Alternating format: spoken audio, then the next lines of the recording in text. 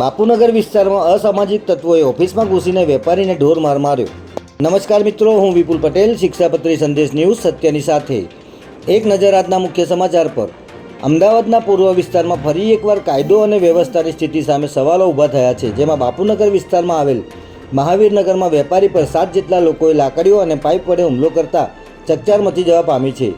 Mahavir Nagar road પર સહજાનંદ એવન્યુમાં ટ્રેડિંગનો વેપાર કરતા મલખાનસિંહ તેમની દુકાન બંધ કરીને જતા હતા ત્યારે રાહુલ મરાઠી, પ્રમોદ મરાઠી સહિત 8 શખ્સોએ હુમલો કર્યો હતો. ત્યારે તપાસમાં સામે આવ્યું છે કે અગાઉ શહેર કોટડા વિસ્તારમાં થયેલી એક મારામારીની અદાવત રાખીને આ હુમલો કરવામાં આવ્યો હતો. હુમલાની આ સમગ્ર ઘટના સીસીટીવી કેમેરામાં કેદ થઈ ગઈ છે.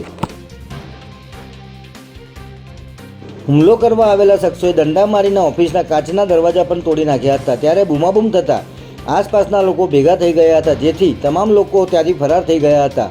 આ કેસમાં સૌથી મોટો વળાંક ત્યારે આવ્યો જ્યારે પોલીસ તપાસમાં જાણવા મળ્યું કે જે યુવક પર હુમલો થયો તે મલખાનસિંહ ચૌહાણ પોતે પણ શહેર કોટડા પોલીસ સ્ટેશનના એક ગુનામાં વોન્ટેડ છે. ત્યારે બાપુનગર અને શહેર કોટડા પોલીસે સીસીટીવીની ફૂટેજના આધારે તમામ ફરાર આરોપીઓની ઝડપી લેવા ચક્રો ગતિમાન કર્યા છે.